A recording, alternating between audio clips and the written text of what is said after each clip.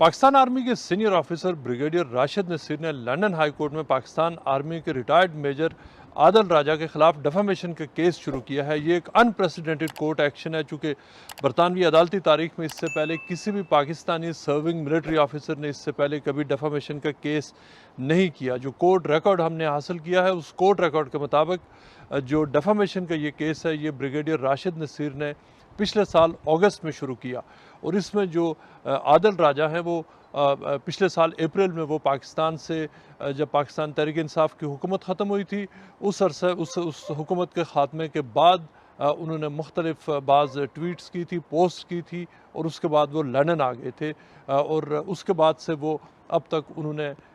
YouTube के ज़रिए और अपने ट्विटर के ज़रिए वो अपनी जो सरगर्मियाँ हैं वो जारी रखे हुए हैं। जो डेफामेशन का जो केस फाइल हुआ लंदन हाई कोर्ट में, इसमें ब्रिगेडियर राशिद नसीर के वकला ने कोर्ट को ये कहा है कि जो रिटायर्ड आर्मी मेजर हैं आदल राजा, उन्होंने बरतानिया से होते हुए उन्होंने तकरीबन 12 ऐसे ट्वीट्स और यूट्यूब वीडियोस की जिसमें उन्होंने पाकिस्तान आर्मी के senior officer brigadier Rashid Naseer, जो कि एक ऑनेस्ट ऑफिसर हैं, प्रोफेशनल सोल्जर हैं और जो पंजाब में आईएसआई की जो कमांड करते हैं, उनके ख़िलाफ़ संगीन नवैयत के उन्होंने इल्ज़ामात लगाए जो बेबुनियाद थे, जो गलत थे और फेक न्यूज़ थी जो उनके हवाले से पब्लिश की गई। जो हमने कोर्ट रिकॉर्ड देखा है उसके मुताबिक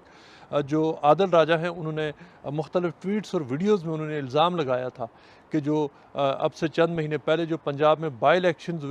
हुए थे, जो पाकिस्तान तहरीक इंसाफ ने जीते थे, आदल राजा ने इल्ज़ाम लगाया था कि ब्रिगेडियर राशिद नसीर ने एक सेल कायम किया है और वो हुकूमती वसाइल इस्तेमाल करते हुए ये प्लान कर रहे हैं कि वो उन इलेक्शंस को रिग करें, धांधली करें ताकि पाकिस्तान तहरीक इंसाफ को हराया जाए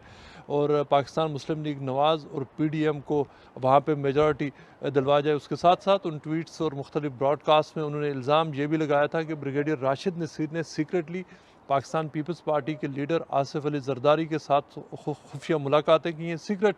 मीटिंग्स की हैं लाहौर में और उन मीटिंग्स का मकसद ये था कि बिलावल को आगे लाना, बिलावल को प्रमोट करना और हॉर्स ट्रेडिंग करना, इलेक्शन रिगिंग करना और पूरे सिस्टम को रिग करना। और ये कि वो जो मीटिंग्स थी उनका एलिगेशन ये था कि वो करप्ट मीटिंग्स हैं। उसके साथ साथ उन्होंने ब्रिगेडियर राशिद नसीर पर मुख्तलिफ अपने और अपने ख़ानदान के ऊपर फेक केसेस रजिस्टर कराने का इल्ज़ाम भी लगाया है। जो कोर्ट डॉक्यूमेंट्स हैं उसमें ब्रिगेडियर राशिद नसीर ने मुतालबा किया है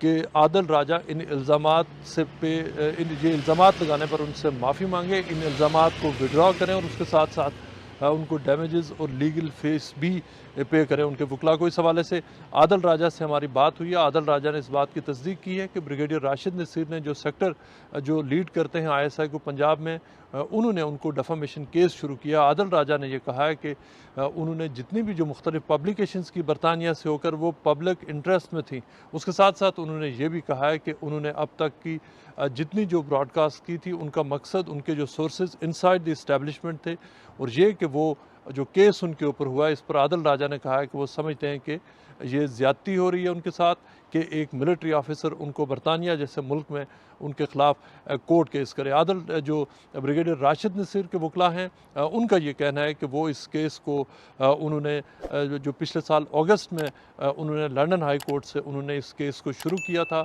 और उनको उम्मीद है कि अगले चंद महीनों में ये केस बाकायदा तौर पर ट्रायल के सामने लंदन हाई कोर्ट के जज के सामने जाएगा।